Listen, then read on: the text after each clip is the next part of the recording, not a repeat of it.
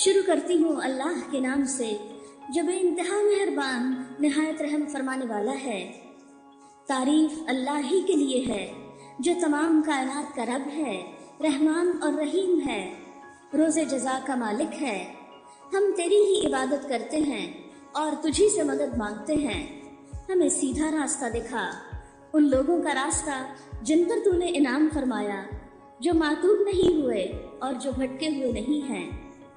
سورۃ الفاتحہ قرآن پاک کی سب سے پہلی سورت۔ قرآن پاک کی ابتدا اسی سے ہو رہی ہے، الفاتحہ، کھولنے والی۔ اللہ کی کتاب آپ کے سامنے کھل رہی ہے، اور یہ سورت قرآن پاک کی تمام سورتوں سے زیادہ افضل سورت ہے۔ اس کی فضیلت کا اندازہ اس سے بھی لگایا جا سکتا ہے کہ ہر نماز کی ہر رکعت میں اس سورت کو پڑھنا لازم قرار دیا گیا۔ زندگی میں ہم سب سے زیادہ قرآن پاک کے اسی حصے کا مطالعہ کرتے ہیں۔ ہر روز کم از کم 17 بار، 17 فرائض ہیں دن کے، کم از کم 17 بار اس سورت کو اپنے زبان سے ادا کرتے ہیں۔ اور یہ وہ سورت ہے کہ جس جیسی کوئی سورت پچھلی کسی کتاب میں نازل نہیں ہوئی۔ یہ ایک خاص عنایت ہے اور رحمت ہے اللہ کی طرف سے۔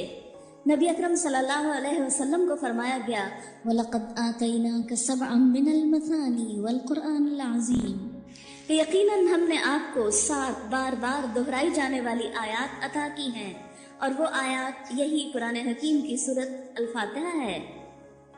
اس کی ابتدا الحمدللہ سے ہوتی ہے۔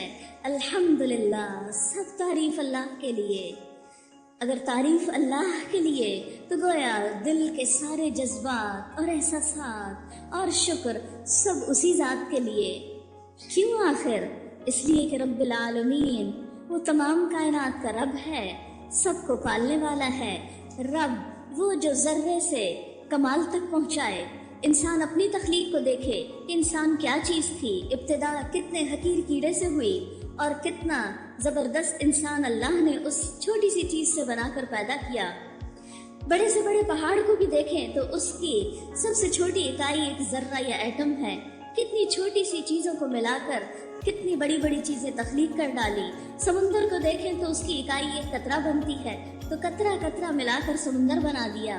تو رب وہ جو ذرے سے کمال تک پہنچائے، اور نہ صرف یہ کہ ہماری نظر آنے والی چیزیں اس دنیا میں بلکہ تمام کائنات کے اندر رب العالمین۔ اس لیے تعریف اسی کی جب ہر چیز کو وجود اس نے بخشا، جب ہر چیز کو مینٹین وہ کر رہا ہے، ہر ایک کو رزق وہ دے رہا ہے، پھر آخر تعریف اس کی کیوں نہ کی جائے۔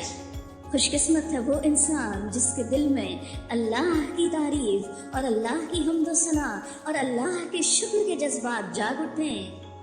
الرحمن الرحیم اتنا بڑا ہونے کے باوجود حد درجہ مہربان ہے کہ ہم اس کا شکر ادا نہیں بھی کرتے، اس کی طرف رجوع نہیں بھی کرتے، پھر بھی وہ ہم پر نہایت رحمت فرماتا ہے۔ فرمایا کہ اللہ تعالیٰ 70 ماؤں سے بڑھ کر پیار کرنے والا ہے، رحیم اور شفیق ہے، لہٰذا تعریف پھر اسی کی ہونی چاہیے۔ مالک یوم الدین، نہ صرف یہ کہ ہمیں اس نے پیدا کر کے چھوڑ دیا، بلکہ ایک ایسا دن بھی پیدا کیا کہ جس میں ہم سب دوبارہ جی اٹھیں گے، اور اس دن ہر انسان کو اس کے کیے کا بدلہ ملے گا، کیونکہ دنیا میں تو یہ ممکن ہی نہیں کہ ہر انسان جو کچھ کرے اس کیے کا پھل پا سکے۔ لہٰذا یہ اس کی رحمت ہے کہ اس نے وہ دن بنایا جب سب کو انصاف دیا جا سکے۔ اس لیے بھی ہم شکر اسی کا ادا کرتے ہیں۔ جو رب اتنا عظیم ہے، پھر عبادت بھی اسی کی ہونی چاہیے۔ ایاک نعبد، صرف تیری ہم عبادت کرتے ہیں، و ایاک نستعین، صرف تجھ سے ہم مدد چاہتے ہیں۔ اس لیے کہ عبادت ایک مشکل دعویٰ ہے، ایک مشکل کام ہے، اور اس کے لیے اس کی مدد کا ہونا نہایت ضروری ہے۔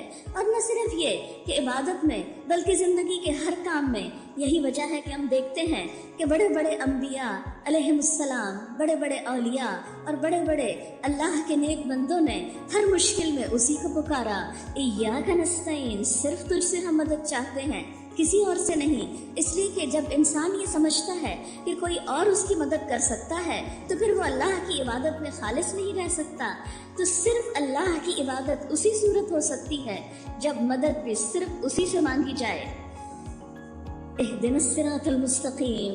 مانگنے والی تو بہت سی چیزیں ہیں، لیکن سب سے زیادہ جو چیز مانگی جانی چاہیے وہ ہدایت ہے۔ باقی چیزیں تو اللہ نے ہمارے مانگے بغیر ہم کو دے دی۔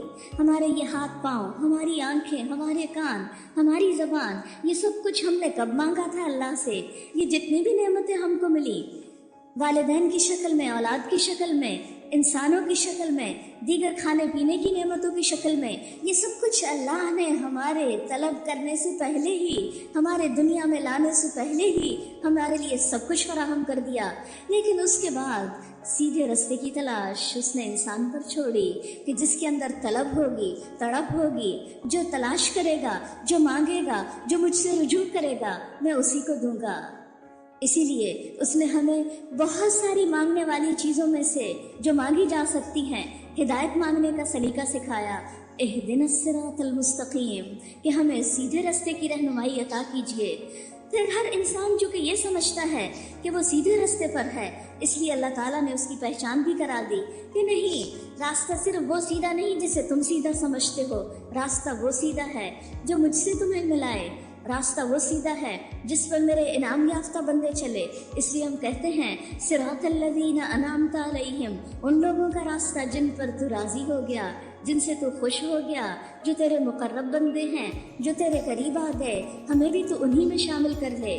غیر المغضوب علیہم، ان لوگوں کا راستہ نہیں چاہیے جن سے تو غضبناک ہوا، جن پر تو ناراض ہوا، اور اس سے مراد یہود ہیں، ولا الضالین، اور نہ بھٹکنے والوں کا راستہ چاہیے۔ اس لیے کہ کوئی انسان خواہ کتنی بھی جاں فشانی کے ساتھ کسی راستے پہ چلا جا رہا ہو، کتنی بھی محنت کر رہا ہو، کتنا بھی سرمایہ خرچ کر رہا ہو، لیکن اگر وہ راستہ منزل تک نہیں لے کر جاتا تو اس کی تمام انرجی، اس کا مال، اس کی کوشش، سب کچھ ضائع ہو کر رہ جائے گا۔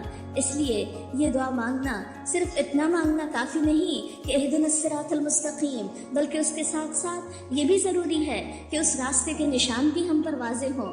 اور راستہ دیکھنے کے لیے پھر انسانوں کا ذکر کیا گیا کہ راستہ تو اللہ دکھاتا ہے، اور اللہ نے اس کے لیے اپنے بندوں کو مبعوث کیا، انبیاء علیہم السلام کو۔ پھر انبیاء کے وارث علماء ہوئے، تو راستے پر چلنے کے لیے ان کے ساتھ تعلق قائم کرو اور ان لوگوں کی تلاش میں رہو جن پر اللہ نے انعام فرمایا، اور ان میں سب سے بڑھ کر انبیاء علیہم السلام ہیں۔ پھر اس کے بعد صحابہ کرام رضوان اللہ علیہم اجمعین ہیں، جن کے بارے میں قرآن پاک میں 2 بار فرمایا گیا، رضی اللہ عنہم، اللہ ان سے راضی ہو گیا، ورضوا عنہ، اور وہ اللہ سے راضی ہو گئے۔